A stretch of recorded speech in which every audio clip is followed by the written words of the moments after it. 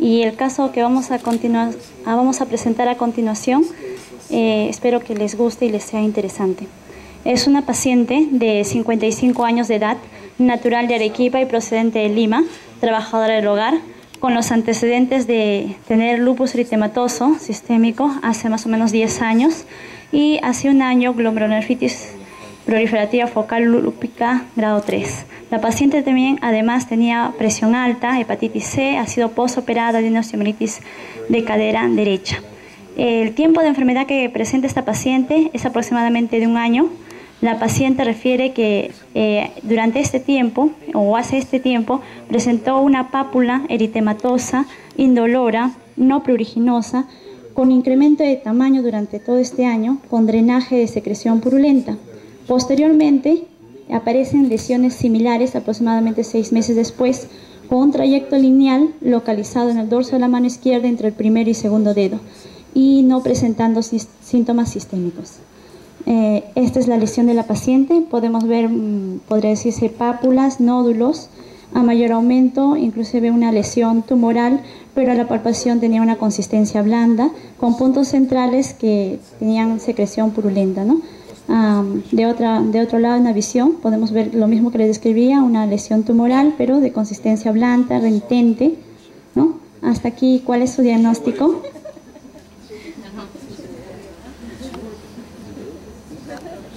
Es mi gato.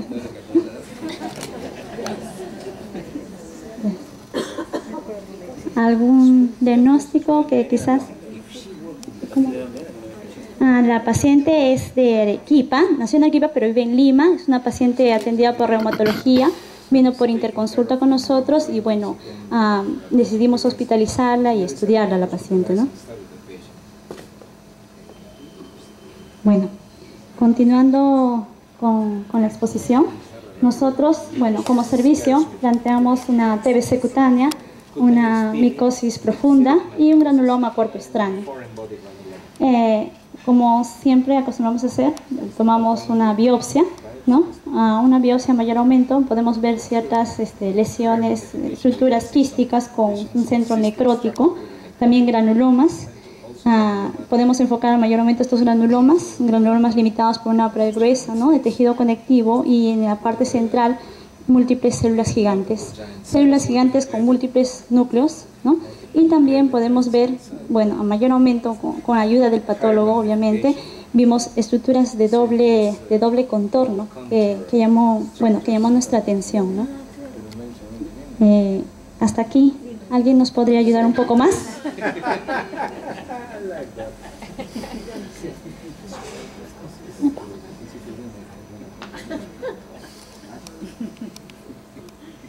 Bueno, si alguien nos desea ayudar, bueno, se le hizo paz a las láminas y bueno, se identificaron hifas irregulares, septadas y algunas también, como podemos ver, esporas redondeadas, ¿no? Aquí encontramos las hifas. En otra vista, también múltiples hifas, paz positivo y esporas en cadena. Se le hizo examen, bueno, después de la biopsia ya la paciente se le hospitaliza y se le hace exámenes de laboratorio. Dentro de ellos los más importantes, la paciente presentó una anemia de un 10.9, un BCG y un PCR dentro de lo normal, una radiografía de tórax y de senos paranasales dentro de lo normal, y se le hace una aspiración, ¿no?, de la secreción, en la cual se hace Gram y Yensa, y en ambas se observa hifas tabicadas, ramificadas y levaduras. Se le hace un directo y un cultivo de BK en secreción que era negativo, y un cultivo también de esporotricosis negativo antes de la biopsia, ¿no? Bueno, esto es para mostrarle que a la paciente se le hace también una biopsia para poder enviar a estudio de micología, y podemos ver prebiopsia y posbiopsia. Y podemos apreciar que después de la biopsia que nosotros encontramos era como, podría decirse, con paredes, tabicado, un quiste.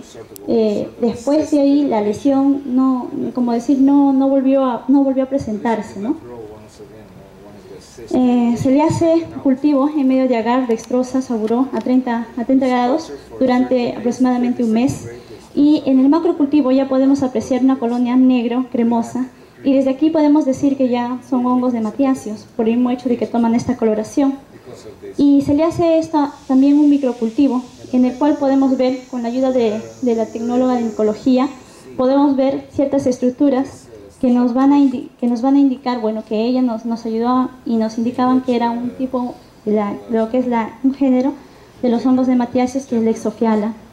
Actualmente está para diferenciar qué tipo de Exophiala están en temperatura, con nitrógeno y con carbono. Aparentemente fue una Exophiala, o es una Exophiala jenselmi. Esta es otra foto que, bueno, hacíamos una comparación, ¿no? Este es de la paciente, ¿no? Es muy similar a una Exophiala jenselmi, ¿no? Bueno, con la clínica, con la histopatología y con el macrocultivo, decíamos que son hongos de matiáceos.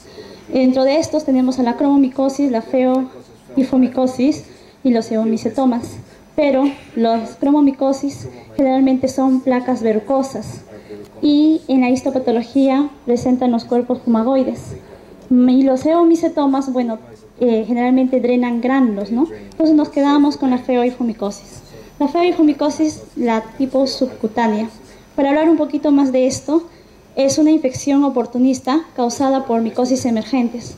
Las micosis emergentes, bueno, son patógenos donde necesariamente los hongos no tienen una alta virulencia, sino al contrario, una baja virulencia, y las personas que lo presentan generalmente son pacientes o personas con neutropenia, trasplantados, con neoplasias, como sea de estómago, cirugías grandes, cirugías cardiovasculares, o pacientes con medicamentos, como por ejemplo corticodependientes, y también pacientes que quizás también, como que la paciente, por ejemplo, que por el mismo hecho que tenía ese diagnóstico, consumía, se medicaba con prednisona y con micofenolato.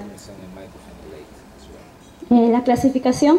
Estas micosis emergentes, bueno, la feohifomicosis se encuentra dentro de los hongos filamentosos de la clase Hifomicetos, del orden Moniliales, la familia de Matiaceae, y tenemos múltiples géneros, dentro de ellos la Alternatia, la Cladophalospora bantiani, entre otros. Hablando un poco de la historia, Ayello y colaboradores en el 74 nos describen afecciones ocasionadas por estos hongos con pared micelial y conidias de color oscuro. Phaio deriva del griego, phaios, que es negro.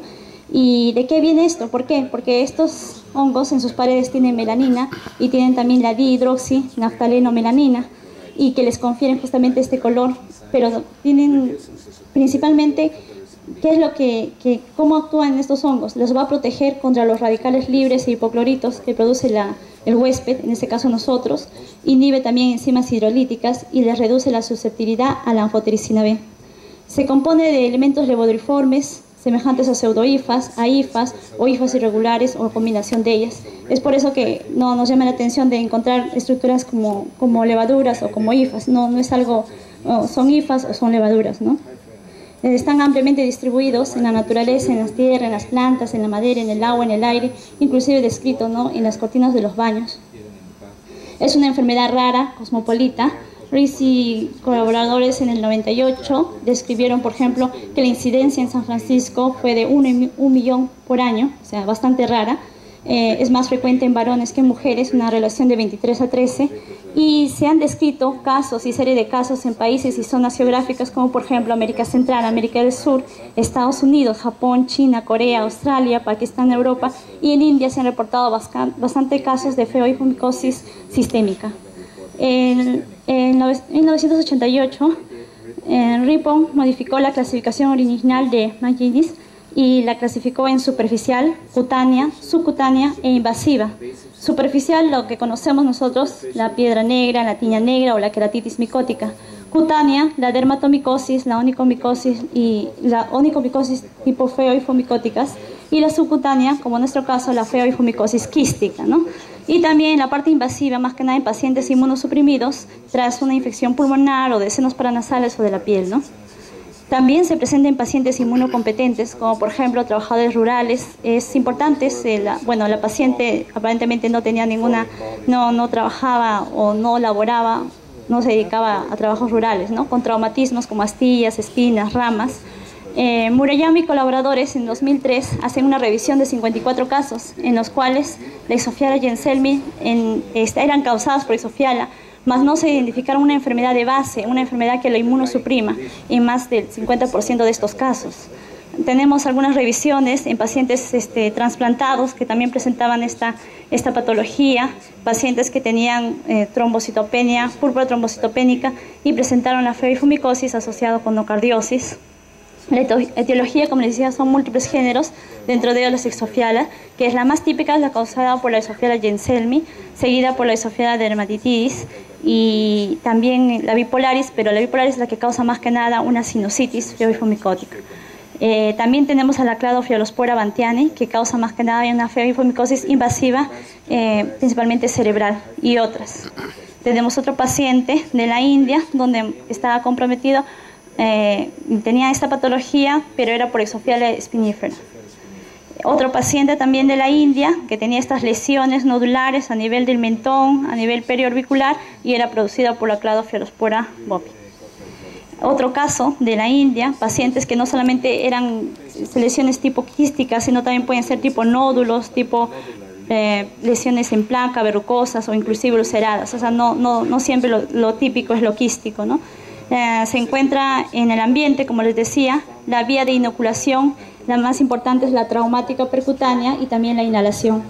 Es importante tener en cuenta que los pacientes con fibrosis quística son colonizadores del esputo. O sea, esta Isofiala se encuentra colonizando el esputo de estos pacientes. Es por eso que muchas veces se le entrevista a nuestro paciente si tiene algún familiar que tenga, por ejemplo, fibrosis quística, ¿no? También se han descrito muchos casos de abscesos cerebrales a nivel de lo que es Asia Oriental. Y bueno, se va a distinguir qué tipo de Isofiala es dependiendo de la temperatura, dependiendo del desarrollo de estas en lo que es la presencia de la cicloheximida o la asimilación de compuestos como carbono y nitrógeno. Por ejemplo, la dermatitis es a más de 40 grados y el nitrato es negativo, ¿no? Acá tenemos una diferencia entre ambas, ¿no? La Yenselmi no crece a 40 grados, es cicloheximida negativo, es nitrato positivo, es glucosamina positivo, por mencionar.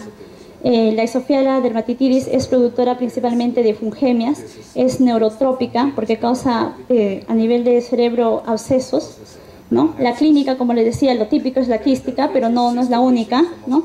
Y también es más frecuente en qué áreas expuestas, brazos, piernas, menos frecuente en nalgas, en cuello, en rostro.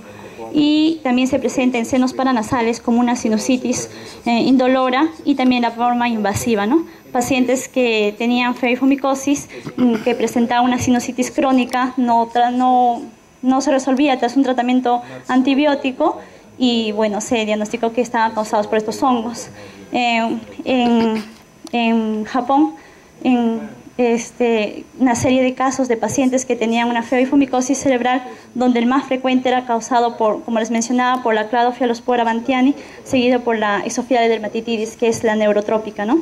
También acá un caso que simulaba una colangitis esclerosante, pero al final era causada por la Isofiala y, como podemos ver, similar a nuestro caso, ¿no? Las IFAs. En la histopatología principalmente se va a causar una reacción granulomatosa. No se ven las células muriformes que se ven en la cromomicosis, y la respuesta a la agresión va a generar un proceso necrótico supurativo, por eso que forman granulomas necróticos y pobremente organizados y da una reacción granulomatosa, ¿no? Imágenes de los géneros, de los diferentes géneros. Y el diagnóstico diferencial que debemos tener en cuenta: la cromoblastomicosis, la esporotricosis, la coccidiomicosis, leishmaniasis, sarcoma de Kaposi, solo por nombrarlo, ¿no?